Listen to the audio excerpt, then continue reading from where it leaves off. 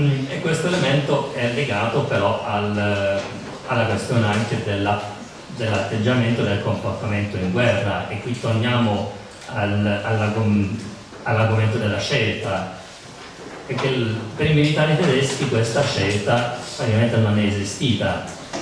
Hanno scelto sempre l'ubbidienza fino alla fine, quasi tutti, tranne i pochi disertori che scelsero di combattere a fianco dei partigiani all'estero, in tutti i paesi occupati. Anche in Italia ci furono dei disertori tedeschi combattendo con i partigiani, però la stragrande maggioranza scelse la via dell'ubbidienza, e alcuni si vantarono come comandanti in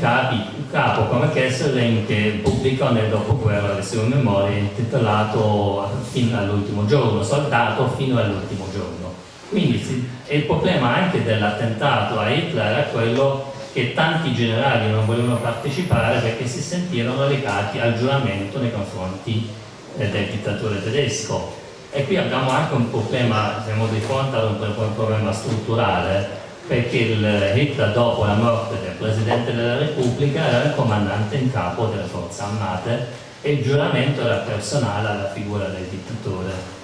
Mentre in Italia questa struttura era diversa, Mussolini non era mai riuscito a sostituire il re e il comandante in capo era il re dopo il 25 luglio. Quindi anche nel momento della scelta di Cefalonia tanti soldati ufficiali potevano sentirsi legati al giuramento nei confronti del re, solo che il re non aveva lasciato disposizioni come comportarsi, quindi la via dell'ubbidienza in qualche modo portò al problema della scelta, perché il comandante in capo, il re, il comandante capo del comando supremo, il comandante dello Stato Maggiore dell'Esercito si erano praticamente defilati senza lasciare disposizioni chiare, e questo ha facilitato tantissimo il disarmo delle truppe italiane in Italia, ma anche all'estero, nei paesi occupati. E in più i tedeschi avevano sopraffatto il generale Vecchiarelli, il comandante dell'11ª armata superiore di Gandini. Quindi che si fa se praticamente tutti i comandanti in capo vanno via senza lasciare disposizioni? E quindi il problema della scelta era anche una scelta in qualche modo imposta dall'atteggiamento e dal comportamento dei comandanti in capo. E, mentre i soldati tedeschi hanno eseguito anche gli ordini criminali ubbidendo praticamente ciecamente. Chi non voleva partecipare si fece mettere in altri posti, cioè scelse di non uccidere lui stesso, ma lo lasciava ai camarati più disposti. Ma questa partecipazione, questa ubbidienza fino all'ultimo in qualche modo ha facilitato questa omertà tra i reduci, che soltanto negli anni dopo il 2000 è cominciato a sdecolare, perché anche il gruppo dei reduci della prima divisione della montagna, tra l'altro dopo il scioglimento della divisione della Germania federale, la rinnovata divisione, il comandante del gruppo, il presidente del gruppo dei reduci, e lo possiamo leggere nel libro di Maia, che è ottimo su questo elemento, lo racconta minuziosamente la posizione, il cambiamento della posizione tra i reduci, che man mano si sono resi conto hanno ammesso anche crimini commessi. E il vero passaggio per l'opinione pubblica, a mio avviso, era la mostra sui crimini della Wehrmacht per le forze armate allestita dal 95 in poi in tutte le città maggiori della Germania. È vero che il caso dell'Italia nella mostra non esisteva, veniva tralasciato perché aveva privilegiato il caso della guerra all'est, ma nel programma di conferenze abbinato alla mostra era presente in tantissime conferenze anche il caso dei crimini commessi in Italia. Anche il sottoscritto aveva partecipato in varie manifestazioni di questo genere, ho pubblicato anche un articolo sulla Frankfurter Allgemeine sul caso Cefalonia, quindi l'Italia era presente in maniera indiretta e questa mostra ha suscitato tantissimo interesse, soprattutto nelle giovani generazioni, e una tenace resistenza da parte dei reduci, fino a suscitare uno scandalo come a Monaco. Ma ci fu una manifestazione contro la mostra, la mostra poi venne anche aggredita pubblicamente perché ci furono alcuni errori materiali dentro, ma alla fine, a mio avviso, questo ha rotto lo stereotipo della guerra fredda che si basava sulla scissione tra SS cattive e la Wehrmacht sostanzialmente pulita, e questa scissione non poteva essere più mantenuta dopo questa mostra, ma siamo già a metà degli anni 90 e è importantissimo anche l'apertura degli archivi dopo la caduta del muro, che ha permesso tantissime indagini anche sui crimini commessi all'est europeo, quindi anche la partecipazione della guerra delle forze armate in Unione Sovietica, in Jugoslavia, in Polonia, aveva portato alla luce tutta la criminalità anche delle forze armate. Anche se non possiamo condannare tutti i singoli, non tutti avevano partecipato a crimini di guerra, a crimini contro l'umanità. Quindi tra l'altro questa operazione politica di far dimenticare i crimini tedeschi della seconda guerra mondiale era arrivata, diciamo, in porto, ma nel 90 con la nuova situazione politica si aprì una nuova fase e tra l'altro furono anche il problema dei condannati, dei criminali di guerra condannati all'estero era ormai risolto. Tra l'altro in Italia, direi, qui vediamo anche un'anomalia della situazione italiana. Il numero dei tedeschi detenuti e processati in Italia fino al 90 rimase assolutamente esiguo, ma d'altro canto la Repubblica Italiana per gli anni 50 e poi si dimostrò il paese occidentale con l'atteggiamento più duro nell'esecuzione della condanna inflitta ai due criminali nazisti che furono condannati all'ergastolo per i loro crimini commessi sul suolo italiano, cioè Herbert Kappler e Walter Leder, per le fosse ardeatine e per Marzabotto. E quindi praticamente, mentre tutti gli altri paesi occidentali dell'Unione Europea avevano già rilasciato tutti i tedeschi, solo l'Italia manteneva ancora in carcere, con l'effetto che questi erano i due simboli prevalentemente presenti nell'opinione pubblica, fosse Albertino e Marzabotto, mentre mancava il responsabile per Cefalonia. E questa situazione cambiò praticamente dopo la scoperta della maglia della vergogna di una nuova fase di indagini e delle strutture in Germania e in Italia. Adesso parlo soltanto probabilmente della situazione tedesca, perché è difficile tra l'altro capire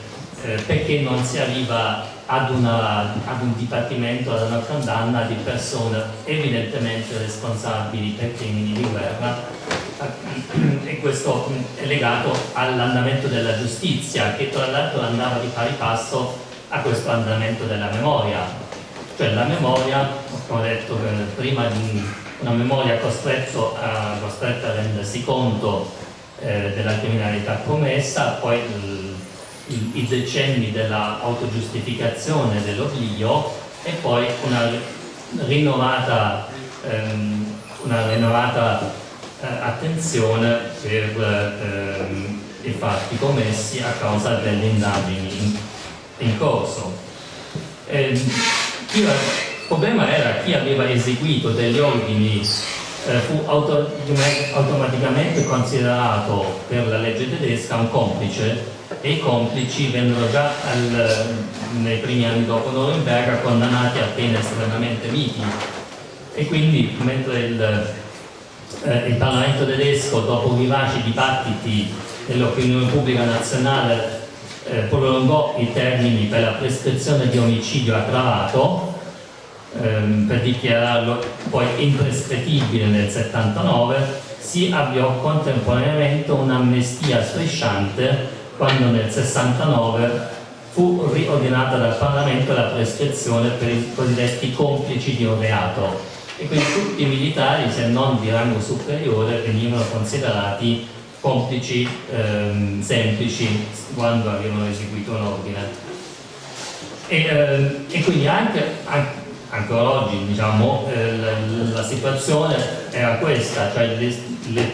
è questa, che le procure indagano nell'istruttoria, arrivano alla responsabilità dei militari, ma quando devono decidere tra esecutore materiale principale, istigatore eccetera e complice, quando arrivano alla conclusione che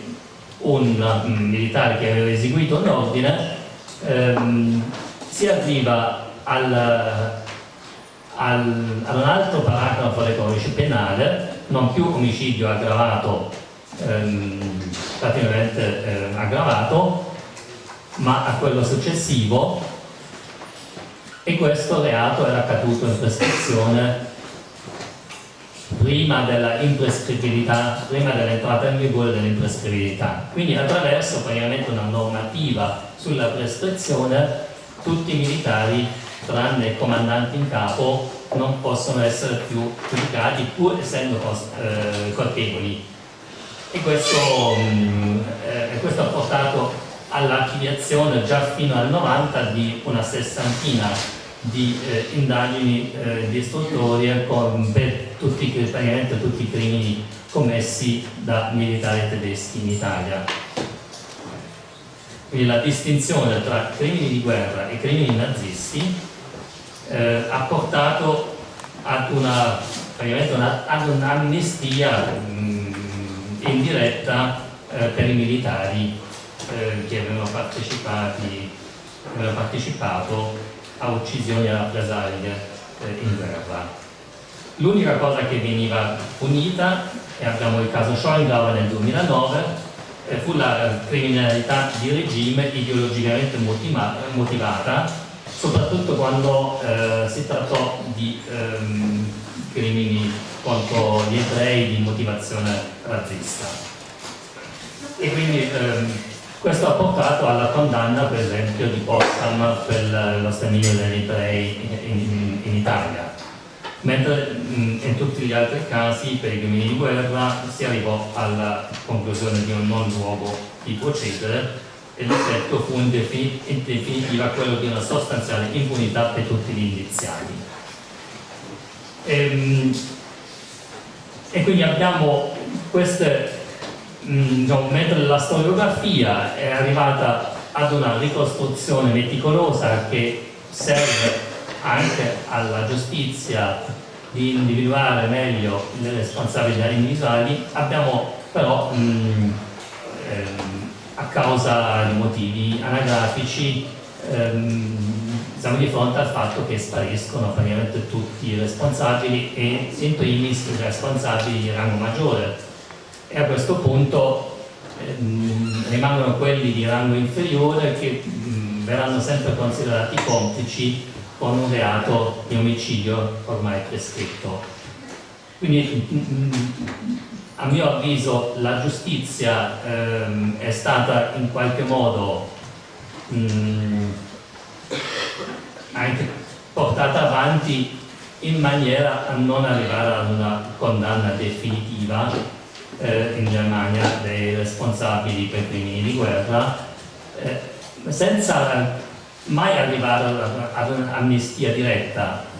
e questo comporta, a mio avviso, delle incomprensioni sul livello europeo, perché in altri paesi, come in Italia,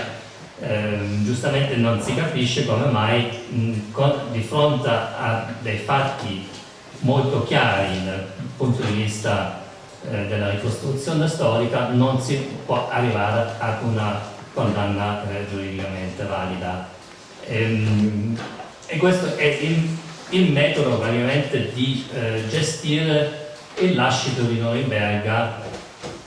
e di non arrivare a delle condanne in massa dell'esercito italiano, dell'esercito tedesco,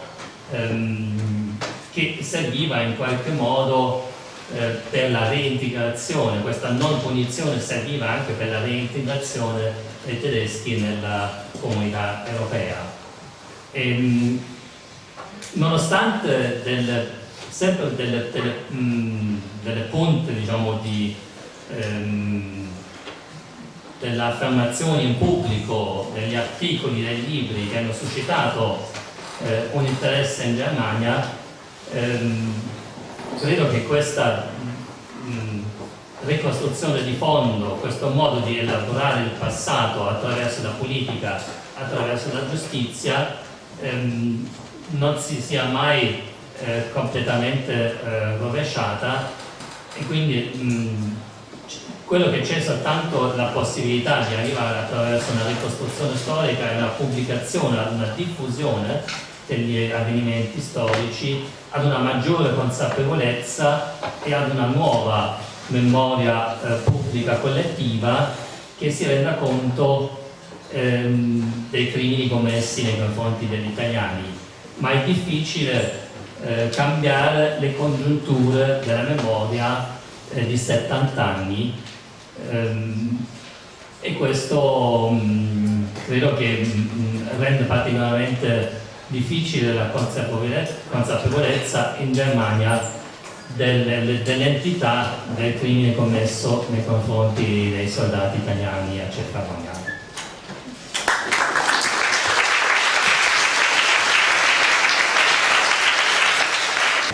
Abbiamo visto il funzionamento, lasciamo stare la giustizia, degli apparati di giustizia sul lato tedesco. La prossima relazione ce ne parla sul lato italiano. Il relatore è il dottor Marco De Paulis della Procura Militare di Roma. Grazie. Ringrazio anch'io l'istituto, il comune e le altre organizzazioni che mi hanno invitato. Io porterò qui il contributo del giurista, che comunque come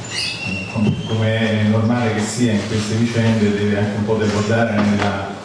necessariamente e involontariamente nella storia, così come anche gli storici poi si occupano un pochino di giustizia. Abbiamo sentito parlare prima il professor Klinkhammer anche di questioni giudiziarie e giuridiche. Io mi occupo malgrado da una decina d'anni di crimini di guerra, soprattutto mi sono occupato delle stragi nazifasciste in Italia commesse dopo l'8 settembre del 1943, e da quando dirigo la Procura Militare di Roma mi occupo anche delle stragi avvenute all'estero, e in particolare ora quelle di Cefalonia. Abbiamo un dibattimento in corso, c'è un processo in corso a Roma, al Tribunale Militare di Roma, per uno degli episodi dei numerosi episodi di strage di Cefalonia, e altri procedimenti di indagine che riguardano fatti avvenuti nelle altre isole greche. Cercherò di riassumere un pochino la situazione giudiziaria, quello che è stato l'approccio giudiziario in Italia e in Germania verso queste vicende, cercando di trarre qualche conclusione, che anticipo immediatamente sono conclusioni abbastanza scoraggiate e non positive, perché ahimè di tutto possiamo parlare per quello che riguarda Cefalonia, le stragi tedesche in Egea, in Peloponneso, in Grecia, ma sicuramente non di giustizia. E questo ahimè non soltanto da parte tedesca, ma anche da parte italiana, anche perché prima giustamente nell'introduzione si è parlato di una sorta di paradigma della memoria svanita, della dimenticanza. Ecco, io occupandomi dei fatti di Cefalonia, devo dire dal punto di vista, ecco, del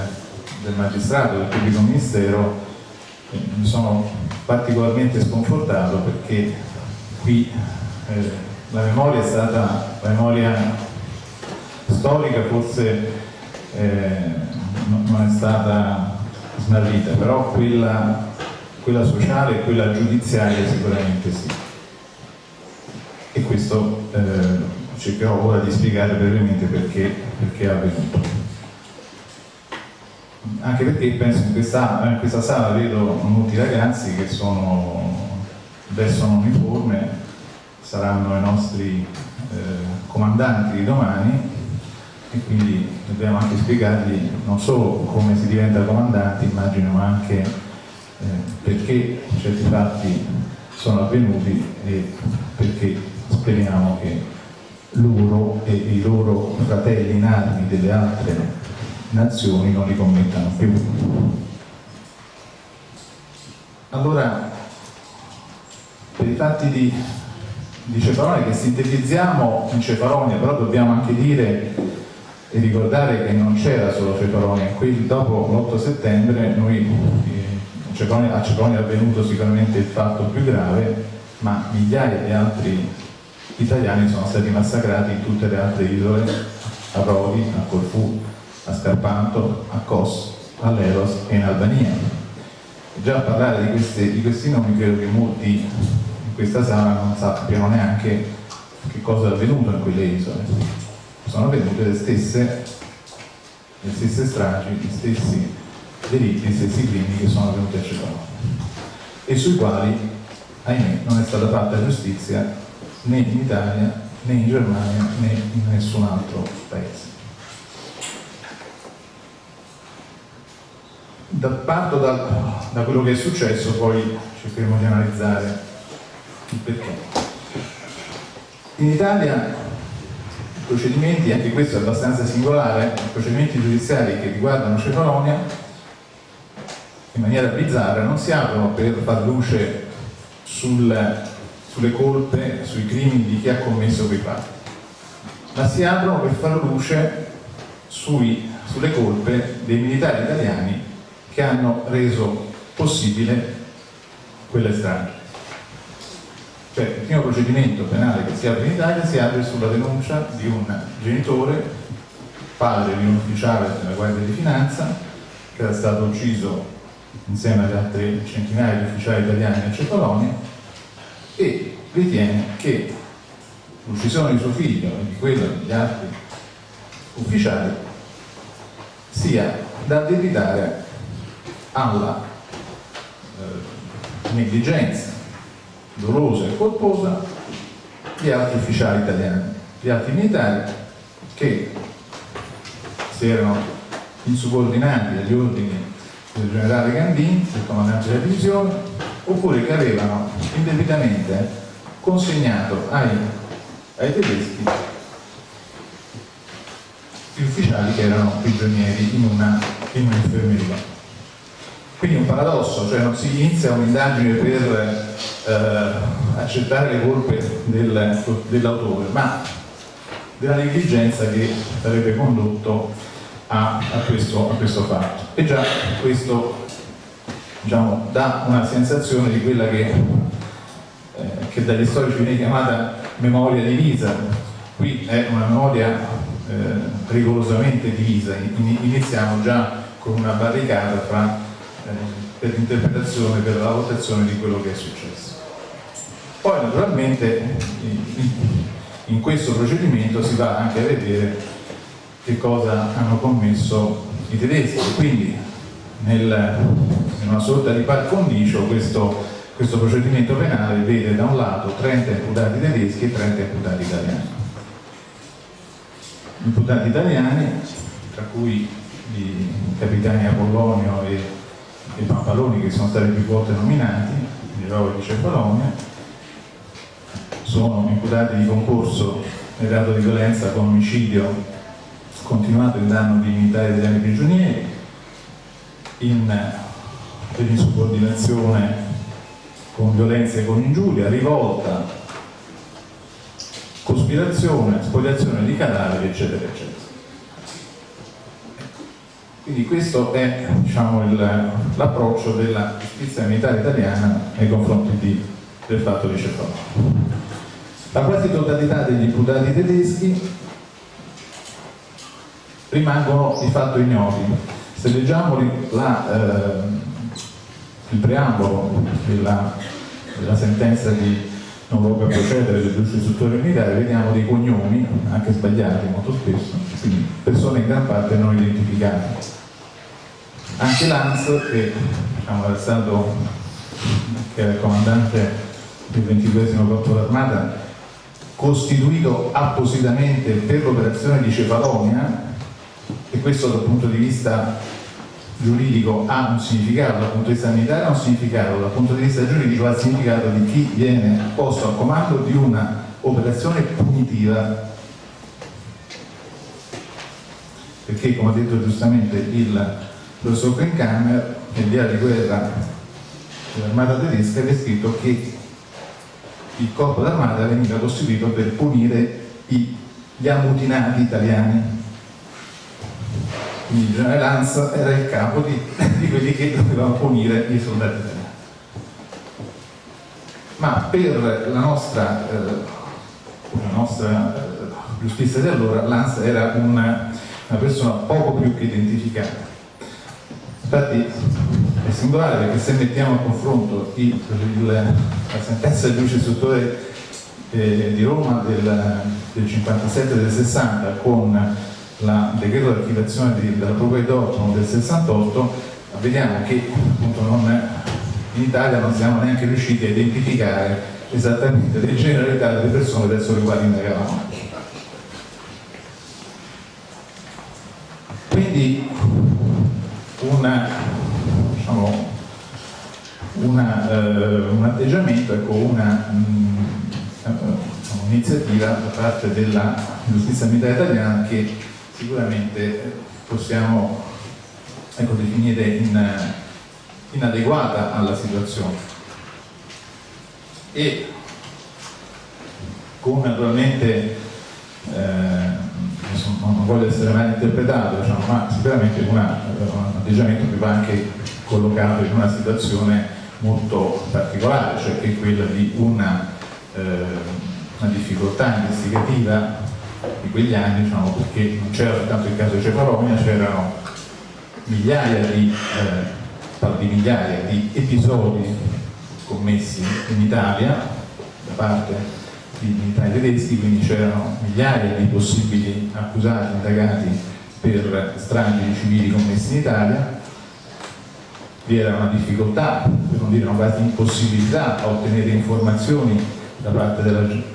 Germania, perché la Germania fino a un certo periodo di tempo è stata, come ha detto anche prima il professor Krenkammer, occupata, quindi la gestione per esempio dei criminali di guerra tedeschi era affidata agli alleati, e avere informazioni, avere la consegna dagli alleati, dagli Stati Uniti e dall'Inghilterra in particolare, dei criminali di guerra tedeschi non era cosa semplice, anzi dal 1949 in poi gli alleati esclusero la possibilità di consegnare all'Italia i criminali di guerra tedeschi accusati di crimini commessi in Italia. Quindi, analogamente ad altre indagini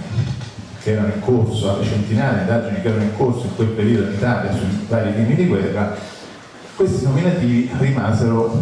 nel vago. Quindi vi fu un'approssimazione, ecco, che è anche evidenziata dalle motivazioni con le quali questi provvedimenti chiusero la fase investigativa su Cefalonia e sull'Egeo, cioè motivazioni molto generiche, quindi la maggior parte dei soggetti erano considerati irreperibili o non individuati, quindi non si può procedere verso persone che non erano esattamente individuate, e per quelle poche che erano individuate, come nel caso per esempio del generale Lanza, vi erano, diciamo, sono state proposte delle interpretazioni molto generose che hanno consentito appunto l'archiviazione di questi procedimenti. Tanto per farvi capire, diciamo, a metà degli anni 2000, quando sia in Germania che in Italia furono aperti nuovamente dei procedimenti sui fatti di Cefalonia, venne imputato di questi fatti anche un ufficiale, un sottotenente che comandava il plotone di esecuzione dell'episodio più importante, cioè dell'episodio della Casetta Rossa, dove furono fucilati 820 ufficiali, per cui il generale Gandini. Quindi già c'è questa proporzione. Come si fa ad archiviare un caso per il comandante del corpo d'armata che aveva fatto proprio, diramato e organizzato di fatto le fucilazioni, e portare al processo la persona che eseguiva le disposizioni che dava quel generale. Quindi c'è già una discrasia abbastanza evidente.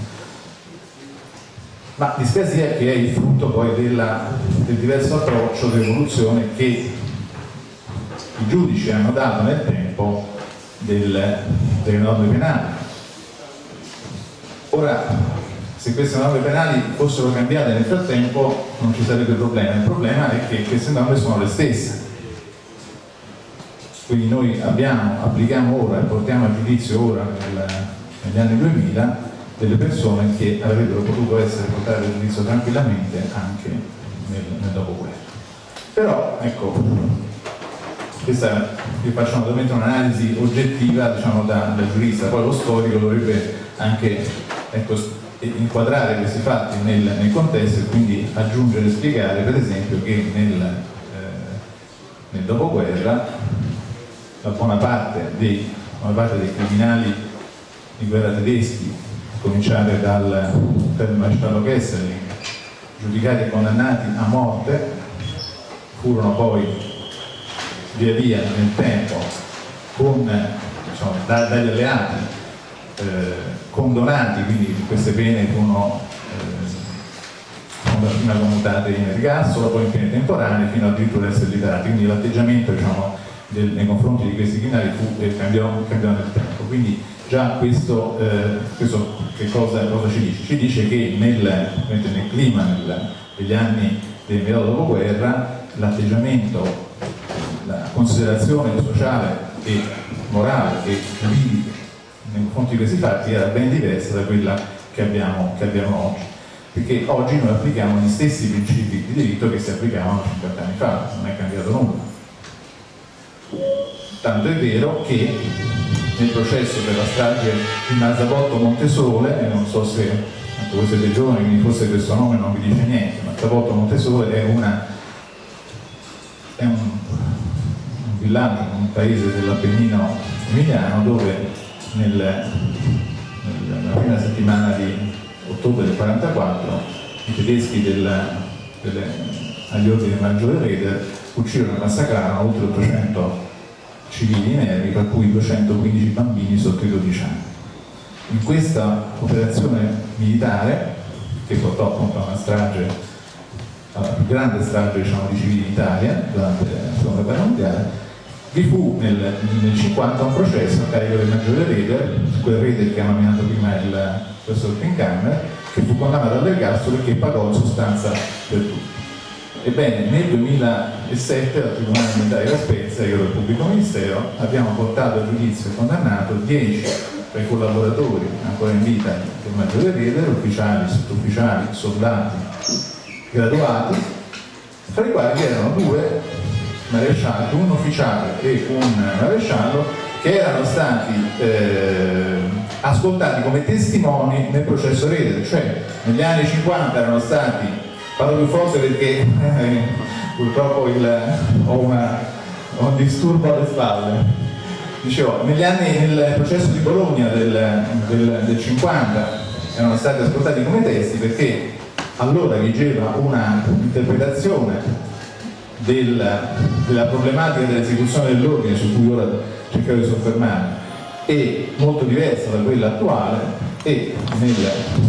attualmente, non solo in Italia ma anche in Germania, come vedremo, le regole sul concorso di persone del reato implicano che se una persona collabora con chi commette, con chi dà a disposizione di commettere un reato e ha la possibilità di rendersi conto che sta commettendo un crimine, risponde di quel crimine anche se è un subordinato di chi gliel'ha ordinato. È un concetto, diciamo, che ora svilupperemo. E quindi in relazione a questo principio, che a noi ci sembra ora abbastanza semplice e forse anche banale, queste persone erano state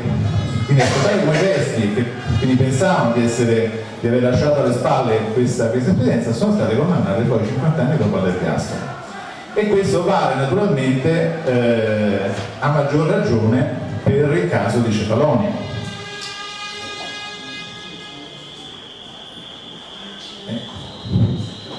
Vale per il caso di Cefalonia perché forse è il paradigma della menzogna, della mistificazione sul problema dell'ordine militare. E ora cercherò di spiegare. Completo la parte informativa perché ecco, è opportuno. Quindi in Italia si chiude la prima fase processuale nel 1960 con delle archiviazioni, erano sentenze di non loro procedere, sono sostanze sentenze istruttorie che equivalevano a quella che oggi si chiama archiviazione, in cui non ci sono praticamente responsabili, non ci sono o meglio, qualche responsabile ci potrebbe essere, ma disgraziatamente o non è stato identificato o è morto.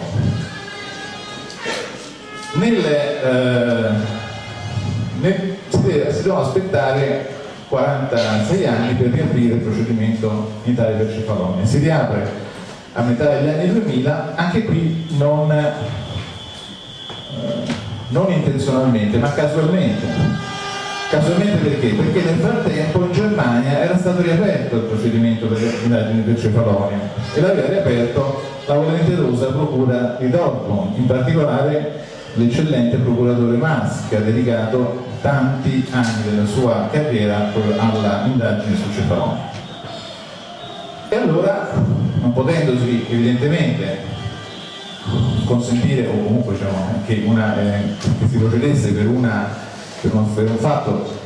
che ci riguardava in un altro paese senza evidentemente per l'Italia fare altrettanto, fu riaperta anche in Italia l'indagine che riguardava il sottotenente Mulhauser, che è quell'ufficiale che dicevo che ho nominato prima, che ebbe a dirigere il plotone di esecuzione della Casetta Rossa, cioè del luogo dove furono fucilati circa 120 ufficiali italiani con lo Stato Maggiore della divisione. Questo procedimento, allora, quello in Germania si concluse con un'attivazione, ora diremo i motivi. In Italia il Mulhauser fu rinviato a giudizio, ma morì prima che si aprisse il dibattimento e quindi il processo terminò prima ancora di iniziare. Una coda di questo procedimento riguardava nel frattempo alcuni militari che erano stati individuati del 54esimo reggimento cacciatori di montagna, che avevano fatto parte dei plotoni di esecuzione della Casetta Rossa, anche sulla base della consulenza del professor Gentile, nominato anch'esso dal professor Fincanna, e quindi si è pervenuti poi all'attuale rinvio a giudizio di un caporale, Alfred Storck, che è l'ultimo probabilmente sopravvissuto dei tanti militari tedeschi responsabili di questa strage. In Germania invece cosa è successo? Alcune cose ce le ha dette prima il professor Fincanna, io cercherò ora di precisarle con l'occhio del giudizio. Anche lì diciamo, la prima indagine si chiuse negli anni 50 abbastanza rapidamente, senza grande convinzione. La seconda fu quella dell'indagine anni 60, fu aperta sulla base appunto della segnalazione del centro Wiesenthal e si caratterizzò per una approfondita investigazione che però diciamo, aveva un vizio di fondo, cioè furono ascoltati, sì è vero, diversi centinaia di militari tedeschi, ma non furono ascoltati gli italiani. Quindi naturalmente fu preso in considerazione soltanto l'aspetto dal punto di vista tedesco e, diciamo, anche se lei l'ha definito abile volenteroso, io direi abile volenteroso dal punto di vista dell'equilibrismo giudiziario, perché in realtà, diciamo, anche lì, se andiamo ad analizzare il provvedimento, vediamo che le uniche colpe individualizzate sono quelle degli ufficiali deceduti, mentre non si procede stranamente contro quelli irreperibili, che in Italia, penso però anche in Germania sia possibile, sia doveroso, diciamo, una volta che un soggetto sia individuato benché irreperibile, questo non significa che non si possa procedere, ma comunque in sostanza, ecco, il succo del ragionamento è che in sostanza non c'era una individuazione, non si è riusciti a collegare a ciascun comandante la responsabilità dei singoli episodi, e questo anche perché effettivamente, come ha detto chi mi ha preceduto, il muro di omertà di tutti i superstiti era tale per cui praticamente è vero che forse erano state qua e là commesse delle atrocità, però erano state sempre commesse da altri reparti, non da quelli a cui apparteneva il soggetto che veniva interrogato. Si passa poi agli anni 2000, dove invece, ecco, la seconda indagine della procura di Dortmund è molto più accurata e vengono ascoltati anche tantissimi ex militari italiani. Io tra l'altro ho avuto anche la fortuna di sentire per delega della procura di Monaco il capitano Pampaloni, il quale appunto mi ha potuto raccontare di persona la sua drammatica esperienza. E infatti il differente approccio che nel frattempo è maturato nell'evoluzione, ecco, della giurisprudenza tedesca sta nel fatto che in questo procedimento noi abbiamo addirittura 80 imputati, 80 indagati, tutti comandanti di reparto, perché e credo non ci voglia una laurea in giurisprudenza per capirlo, quando si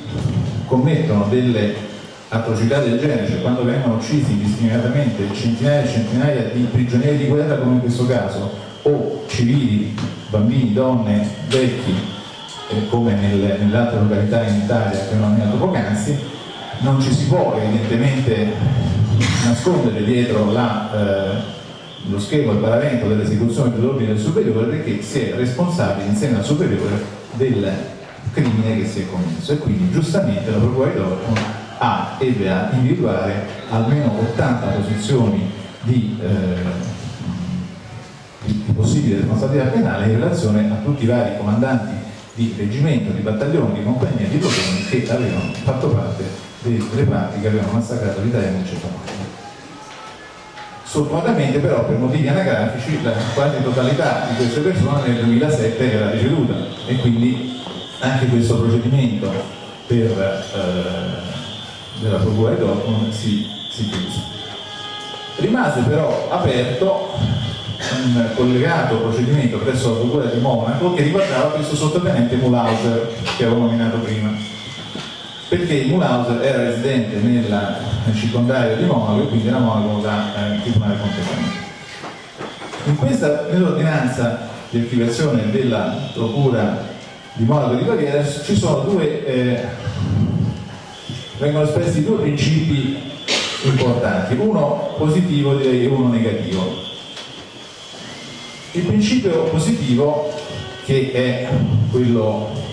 diciamo, che era stato ignorato da la giurisprudenza precedente, è quello che l'esecuzione di un ordine criminoso è crimine, cioè il militare che esegua un ordine manifestamente criminoso risponde di quel reato insieme a chi gliel'ha ordinato. E questa è una cosa, ripeto, che ci è voluto un po' di tempo, ecco, perché fosse affermato, perché non era così semplice.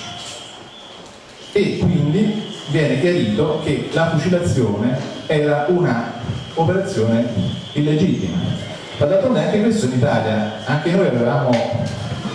avevamo faticato a raggiungere questo principio. Pensiamo al caso delle Fosse Ardeatine. Nel caso delle Fosse Ardeatine, Kappler viene condannato soltanto in primo grado,